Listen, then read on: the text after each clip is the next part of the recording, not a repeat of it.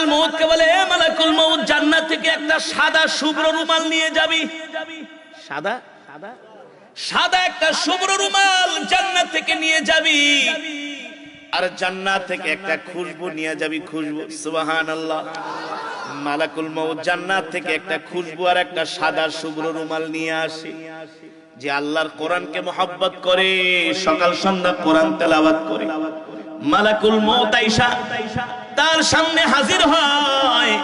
মালাকুল মউতকে দেখার পরে কখনো হামিলে কোরআন, যারা কোরআনকে ভালোবাসে, কোরআন অনুযায়ী দুনিয়াতে চলে, কোরআন অনুযায়ী চলার কারণে দুনিয়াতে কোনো গুনাহ করে না, নাফরমানি করে না, জিনা করে না, ব্যভিচার করে না, আল্লাহ কষ্ট পাবে, আল্লাহ রাগ করবে, অসন্তুষ্ট হবে, এমন কোন কাজ কখনো একজন হামিলে কোরআন করতে পারে? হামিলে কোরআন করতে পারে না।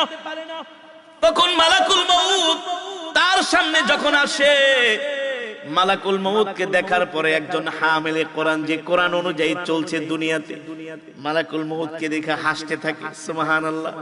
কারণ মালাকুল মউত হাদিস শরীফের মধ্যে আসছে, একটা সুন্দর পোশাক পরে আসে, দেখলে তাকে শুধু দেখতেই মন চায়। আর যে নাফরমান গুনাহগার, দুনিয়াতে জিনা ব্যভিচার করছে, আল্লাহর হুকুম মানে নাই, নামাজ পড়ে নাই, মানুষের সম্পদ মাইরা খাইছে, বিচার করে ঘুষ খাইছে, আছে কি আছে না? মানুষের সম্পদ দখল করছে, ক্ষমতার জোরে মানুষকে কষ্ট দিছে, ঠিক না? তার কাছে যে বলে এক কথা, আরেকজনের কাছে যে বলে আরেক কথা। এমন কিছু মুনাফিক মার্কা মানুষ আছে কি আছে না? তাদের সামনে মালাকুল মউত একটা ভয়ঙ্কর চেহারা নিয়ে আসবে, ভয়ঙ্কর চেহারা, ভয়ঙ্কর চেহারা। মালাকুল মউতকে দেখার সাথে সাথে ওদের পালপিটেশন গরম হয়ে যাবে, চোখ দুটা বড় বড় হয়ে যাবে, তারা পিপাসার্ত হয়ে যাবে, আর তারা অস্থির হয়ে যাবে, অস্থির হয়ে যাবে, স্থির থাকতে পারবে না যারা নাফরমান। আর যারা আল্লাহর কোরআনকে ভালোবাসছে, কোরআন অনুযায়ী চলছে, মালাকুল মউতকে দেখলে তারা মুস্কি মুস্কি হাসতে থাকবে। আল্লাহু আকবার। আর মালাকুল মউত সাদা শুভ্র রুমালের মধ্যে সুন্দর করে খুশবু মাখায়া তার থুতনির নিচে ধরবে আর বলবে, ইয়া আইয়াতুহান নাফসুল মুতমাইন্না, এ জান্নাতি আত্মা, আল্লাহ তাআলাকে সন্তুষ্টকারী আত্মা, ভয় পাইস না, ইরজিই, বের হয়ে আয়, ইলা রাব্বিকি রাদিয়াতাম মারদিয়া, তোর রব তোর উপরে খুশি। আর জোরে বলেন সুবহানাল্লাহ। আল্লাহ তাআলা আমাদের সকলকে এমন মৃত্যু দান করুন। আরো জোরে বলি আমিন। এমন মৃত্যু পাইতে হলে কোরআনের মজমায় বৈশা কোরআনের তেলাওয়াত, কোরআনের বয়ান শুনতে হয়, মসজিদে যায় 5 ওয়াক্ত নামাজ পড়তে হয়, ঠিক কিনা বলেন?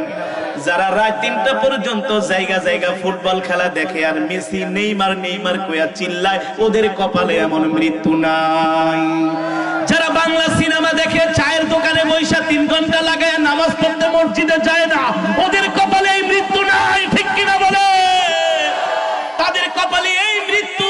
যারা সব সময় ঘড়ি দেখে কোন সময় আজান দিবে, আজানের আগেই মসজিদে চলে যায়, প্রথম কাতারে নামাজ পড়ে, নামাজ পড়ার আগে পরে কোরআনুল কারীমের তেলাওয়াত করে, কোরআন অনুযায়ী চলে, কোরআনকে ভালোবাসে, ওই সমস্ত হামিলে কোরআনদেরকে মালাকুল মউত বলবে, ইয়া আইয়াতুহান নাফসুল মুতমাইন্না, এ জান্নাতি আত্মা, ইরজিই, আয় আয় আয়, বের হয়ে আয়, ভয় পাইস না, ইলা রাব্বিকা রাদিয়াতাম মারদিয়া, আরে ভয় কেন পাবি, তোর রব তোর উপরে খুশি।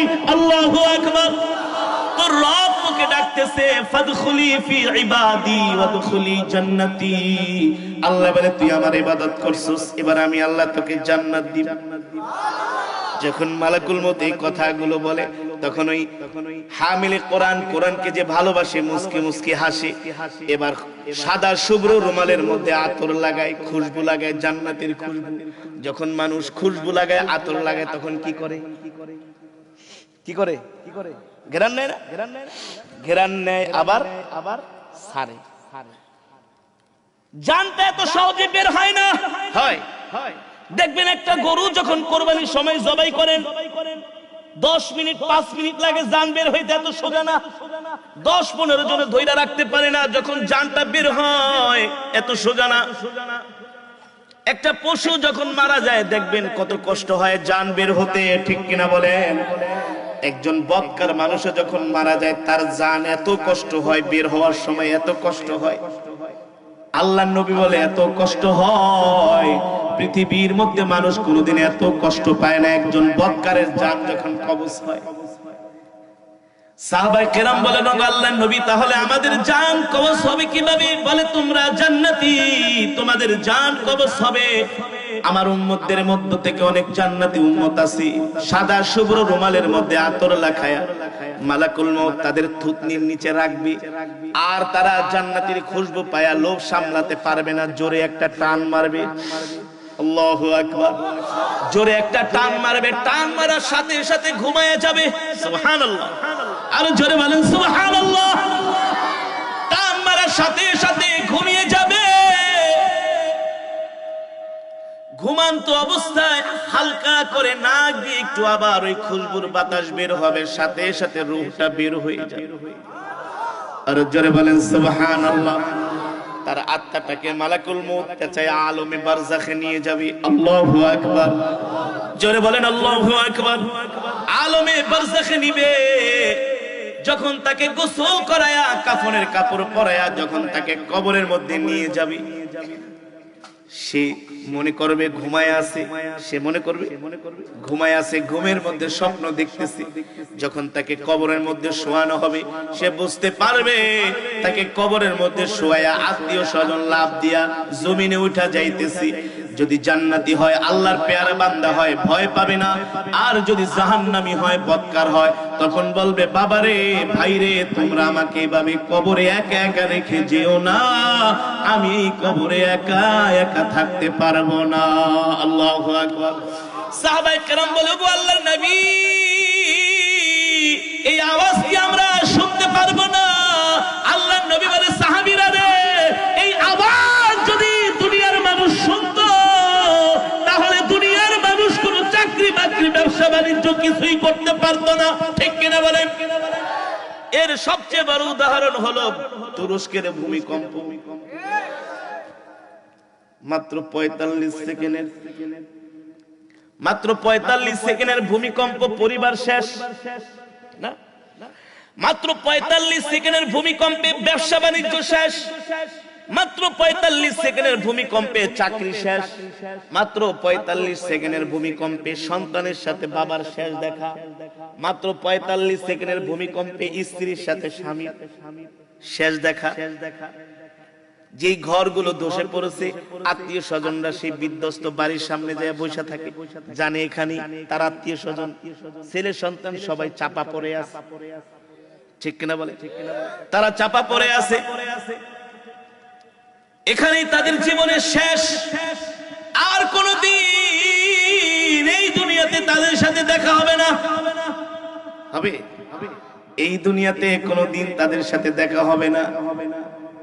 এমন ভূমিকম্প 80 বছরের ইতিহাসে তুরস্কের মানুষ দেখে নাই। গত 2 দিন আগেও তুরস্কে আবার ভূমিকম্প হয়েছে। গত 2 দিন আগে, 2 দিন আগে যে ভূমিকম্প হয়েছে তাতেও প্রায় 10-15-20 জন মানুষ মারা গেছে, প্রায় হাজার হাজার আহত হয়েছে। একটু হালকা হয়েছিল, বেশি হয় না, আগের মতো এত ভয়াবহ না। এখন তুরস্কের মানুষরা আর বিল্ডিং ঘরে যাইতে চায় না। তুরস্কের মানুষরা এখন আর বিল্ডিং এ থাকতে চায় না, অ্যাপার্টমেন্টে উঠতে চায় না, বলে আমরা খোলা আকাশের নিচেই থাকি। কারণ কোন সময় আবার ভূমিকম্প শুরু হয়ে যায়, ঠিক কিনা বলেন?